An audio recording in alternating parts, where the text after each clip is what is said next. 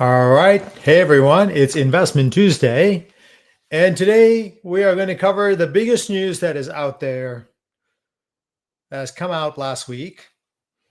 It's a big deal. It's kind of like what everyone has been, well, not everyone. Okay. Most people should have been focused on, which is what is going to happen with China and the United States. And we had big news that came out last week that said that we have I wouldn't call it a deal.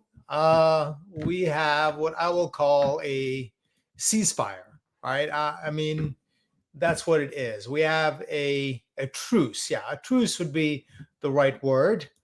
And so in this Investment Tuesday, we are going to cover, well, what does this truce mean? What does it mean for markets? What does it mean for the economy?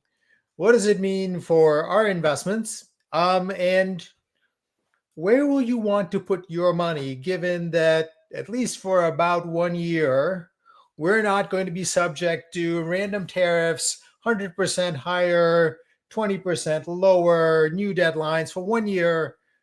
The coast is kind of clear. So where should you go? Where should you go? Should you go all in on NVIDIA and the AI trade? Maybe that's what you're thinking.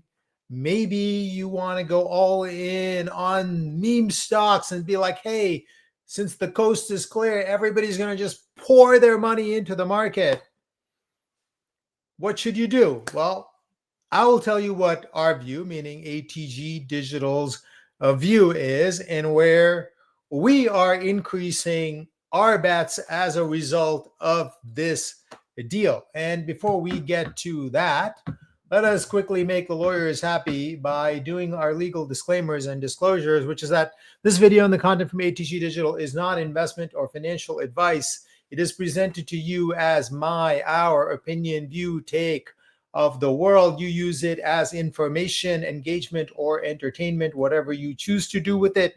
It is your responsibility because it is your money. All ATG Digital content may contain errors, oversights, and mistakes. Understand that investment operations, which means buying or selling any investment, have significant risks and can lead to the loss of your principal. Bottom line, you could lose money. You're not guaranteed to make money just because you listen to a YouTube video. Next, the owners, employees, contractors of ATG Digital, we own, trade, transact in the securities that are mentioned in this video and all content from ATG Digital. We do not take money from company managements, crypto sponsors, token sponsors to recommend their stocks or crypto tokens. Quick mention for all the free content and research we publish on a regular basis: the Substack, the Bald Man Speculating podcast on Spotify, and finally YouTube that I'm currently on. Social media, I am pretty active on X, and we are reasonably active on both Instagram and Facebook. You can choose to be a member of this channel. Let me get the channel up very quickly so that you can see what I'm referring to. Share this tab instead. Yeah, you can join this channel. And what do you get? Well, you get early access to Investment Tuesday, and you get bonus videos that we make approximately once a month or so. It's a little bit more frequent than that. The other place you can go to get more of what you see here on YouTube is you can go to atgdigital.media. This is where we sell subscriptions. Please make sure you're going to the correct website. Do not shortcut and think, well, that's his face. That's the right looking website color. In the age of AI, everything can be cloned very easy. So atgdigital.media. Let me put that up. atgdigital.media is where you need to go to get subscriptions. Let's go back to this, right? Which is, we've got not the deal of the century. We've got a truce. We've got a ceasefire. And for those folks who have sort of like been focused totally on artificial intelligence, maybe the trade deal is sort of like a sideshow, something that doesn't mean anything. But I would actually argue that it is the main deal, and that AI, which I'll throw it out there. I hate using the word bubble because it's so overused, but it's a mania. It's definitely very reminiscent of what I experienced in 1999.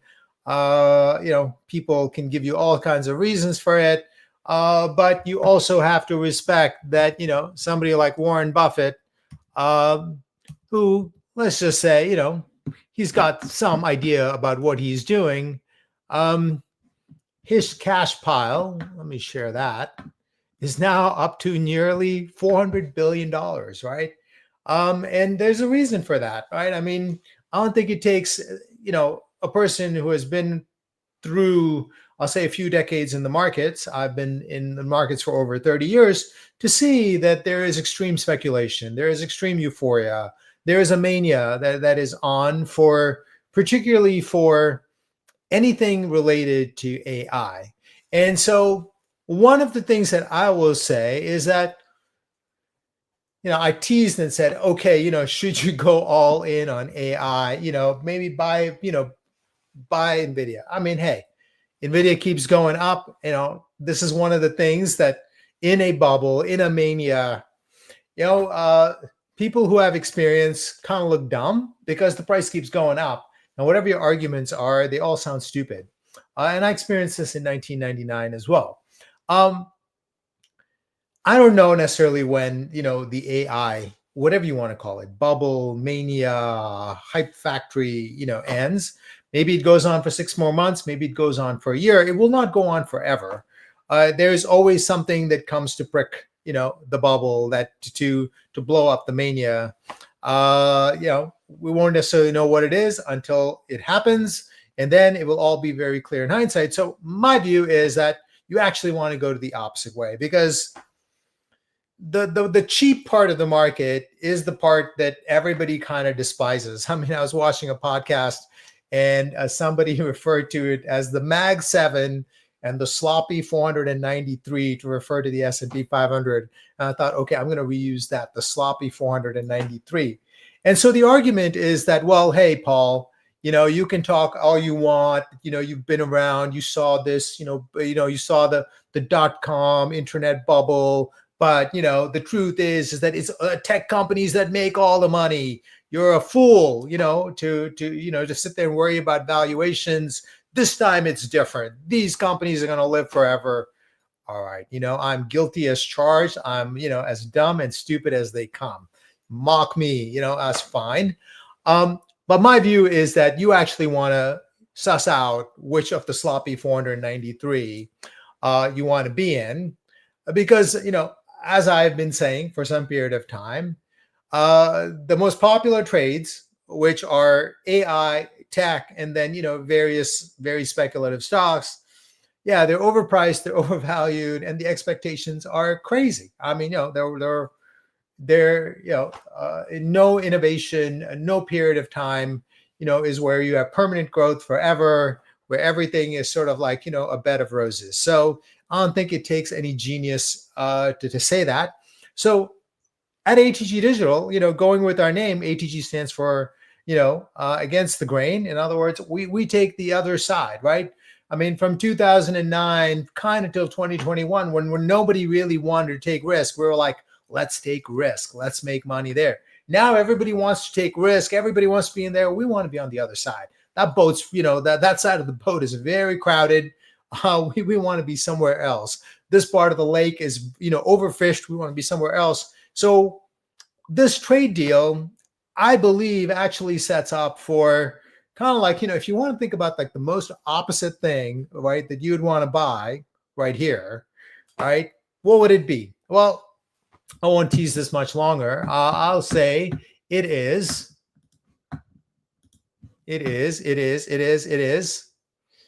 commodities. All right, this is a terrible chart.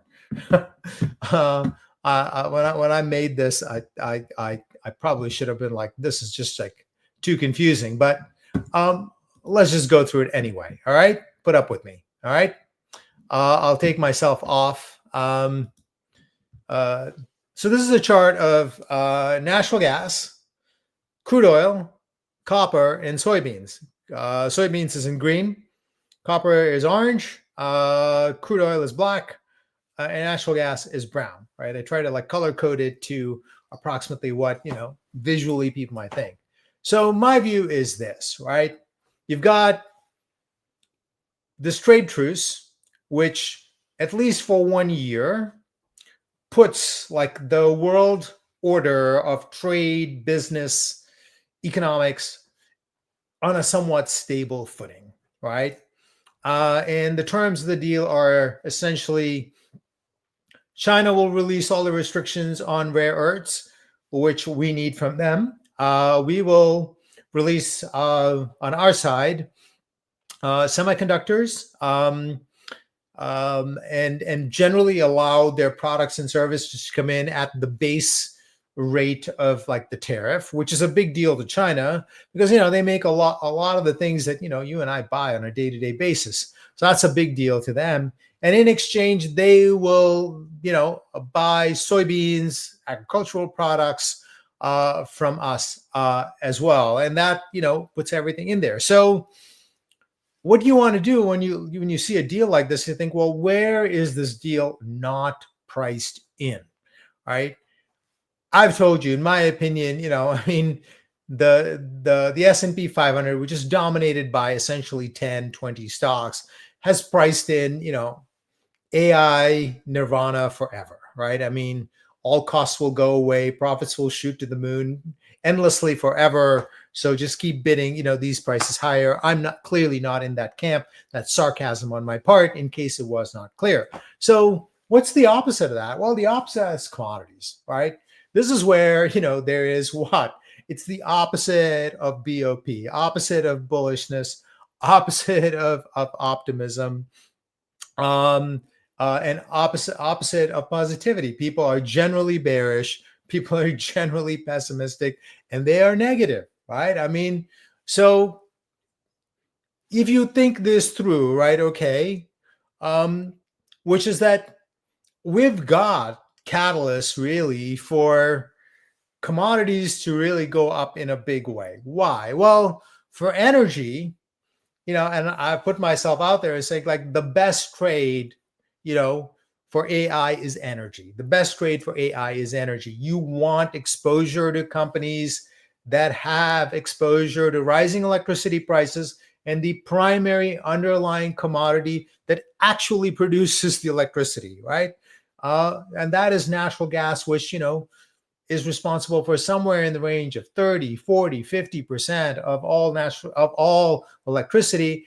And as we go to, power up AI, that is the one that is fastest to put up. All right. I mean, people say nuclear, Paul, nuclear, uranium. Yeah, it takes 10 years to maybe 10 years, probably 15 years to site, commission, and get a nuclear plant going. And we haven't built one in this country in I don't know, 15 years. I can remember the number. They're still tearing down plants in Germany. So, I mean, nuclear is a speculative trade and uranium is a speculative trade. Natural gas is an actual trade based on actual reality, actual economic activity, and actual money flowing. Like, I mean, this is not going to happen in like 5 years. This is happening now, right? Then we go to oil. I covered this last week, so I'm not going to go into detail. But bottom line, if you've got, a truce going on, and you've also got, while this is going on, the United States, Western Europe, Japan, the Western Alliance, as I call it, and countries allied with, with these areas, they're, trying to speed their way back to reindustrialization. What is reindustrialization going to need? Well, it's going to need a lot of energy, including, a lot of oil that we have, claimed we wouldn't need. So we are in a scenario where we have incremental demand rising with year after year. We just don't have enough oil. We have not been exploring for it.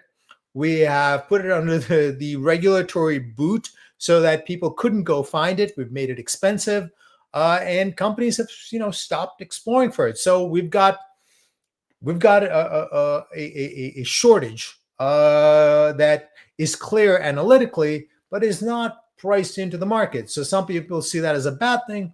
We see that as opportunity, right? And then from there, quite naturally if you're going to reindustrialize, what do you need? Well, you need copper, right? I mean, okay, you can't see it very clearly, but if you follow the orange lines, right, you'll see every period of economic growth, right? It peaks with copper prices, shooting high. Why? Because, pretty much every industrial anything, machine, etc., requires, quite a bit of copper. And so copper is going to be in demand. And we can see this beginning in some number of copper stocks. And you can kind of see it if you see like the orange line here. You can see that, sort of like since like the Liberation Day, copper has been moving up and continue to move up. And we think this, place, not just copper, but iron ore and all these deeply boring, unsexy, metals are another place that you want to go.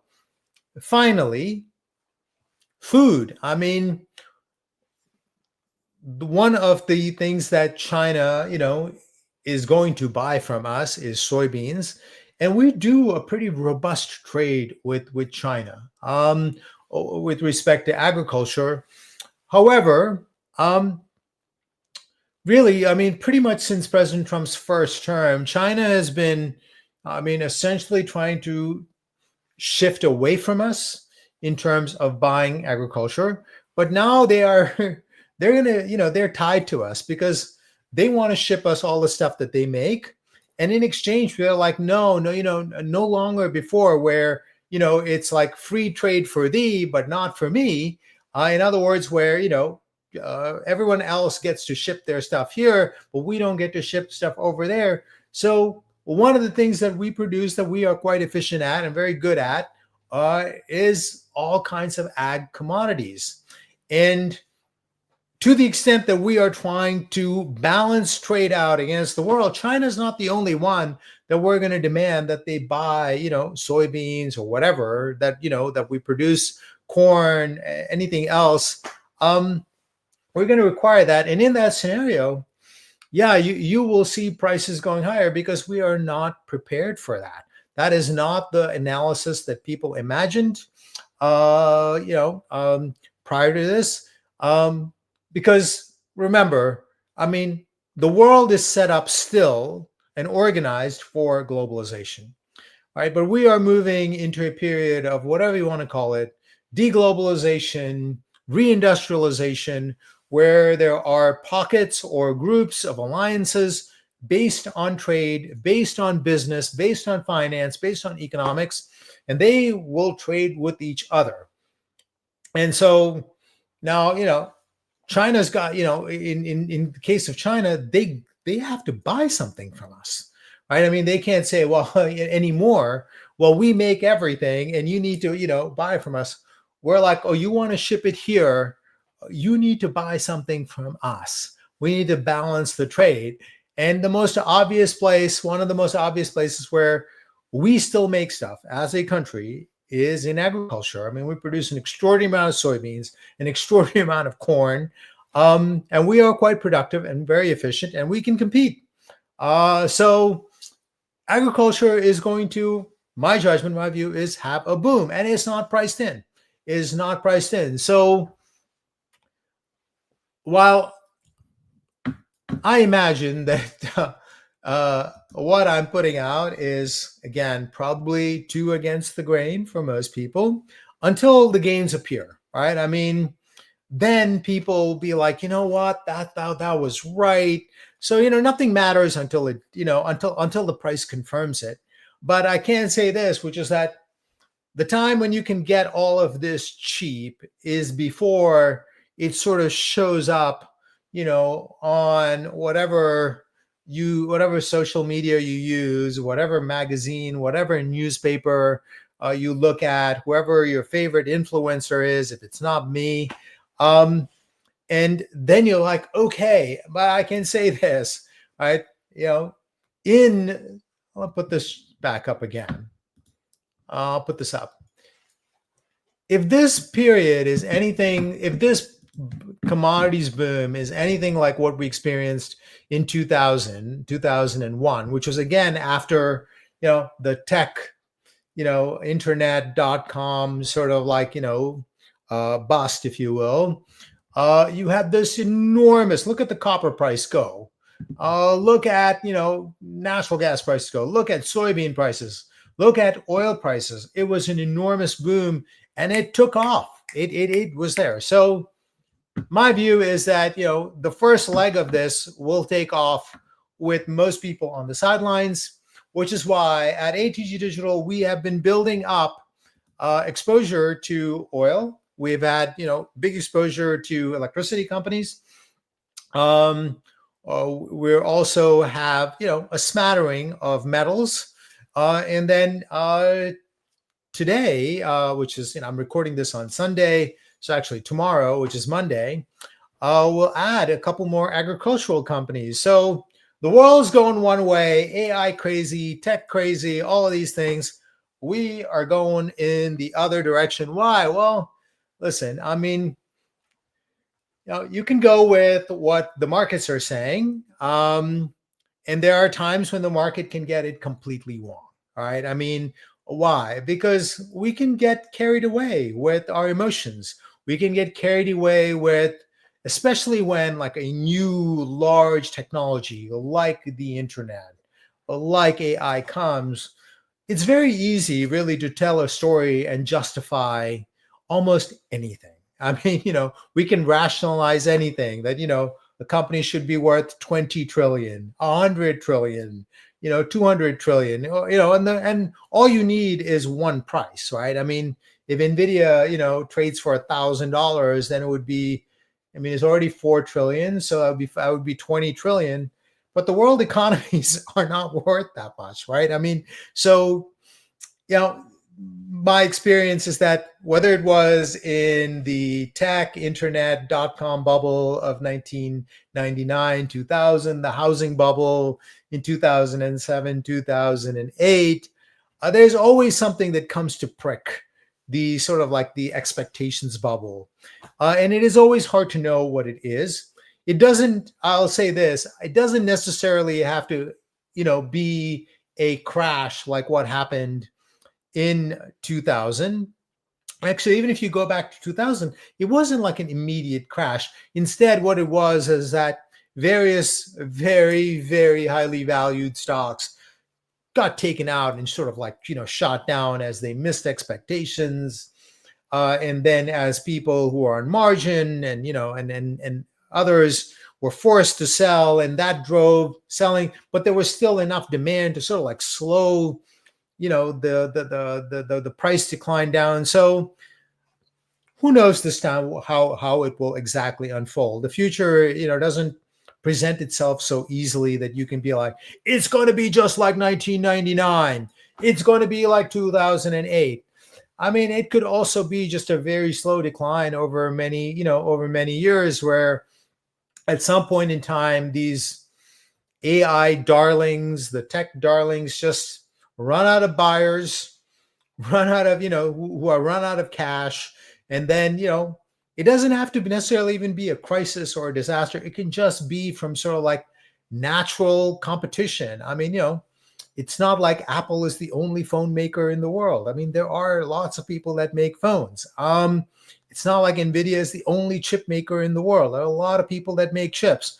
So at some point in time, competition catches up, then they miss their estimates. There can be a completely normal kind of way by which, the company that everybody is highly focused on doesn't do well while the technology still continues, that AI does everything that, people think. However, what everybody's focused on, that doesn't necessarily pan out. I mean, and that was true for the internet, right? I mean, who can even remember well, what were the leading internet companies in 1999?